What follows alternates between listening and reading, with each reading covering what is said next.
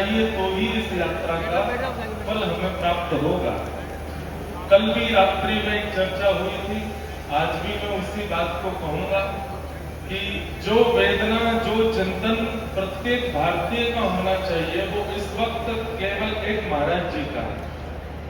ये चिंतन, ये वेदना और ये चिंता आप सबकी होनी चाहिए, पूरे भारतवासियों की होनी चाहिए।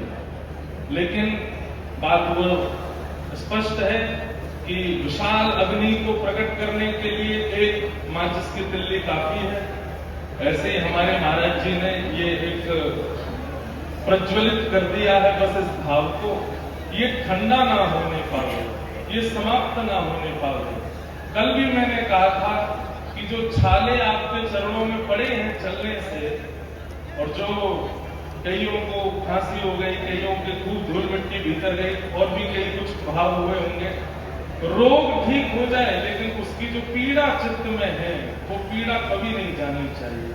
ये पीड़ा सदा बनी रहे तो ही इस पद यात्रा का जो भाव है वो पूरित होगा, वो निश्चित पूरित होगा। हमारी आप सबसे प्रार्थना है इस भावना को अपने चित्त में लेकर के जाइए। जिस उत्साह से आप दिल्ली से यहाँ तक आए हैं उस उत्साह में अपनी अंतिम श्वास तक रहिएगा। उत्साह आपका विश्राम ना ले, ये हमारी भावना अपने चित्त में है।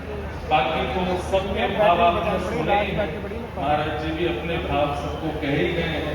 पूज्य जगतगुरु भगवान जो शब्द यहाँ से कह करके गए हैं वो शब्द सबको पालन करने योग्य हैं। हम बस इतना ही कह करके महाराज जी को शुभकामना देते हैं कि वे इसी प्रकार अपनी भावना से सबको प्रज्वलित करते रहें। और अब दिल्ली से कश्मीर की यात्रा की घोषणा कर रहे हैं जगतगुरु भगवान, तो कश्मीर से नहीं दूर ही वैकुंठ रह जाएगा महाराज जी। तो जब दिल्ली से कश्मीर तक चल के जाएंगे तो हो सकता है कि हमारी पद यात्रा पर शंख चक्र गदा पद्मधारी ठाकुर जी सब उन्मुख प्रगति हो जाएंगे।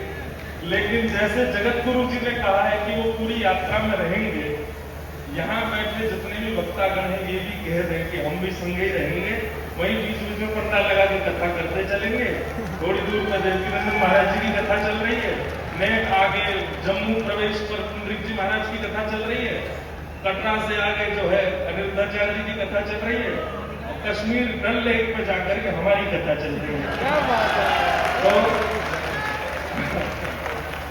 महाराज अभी तक तो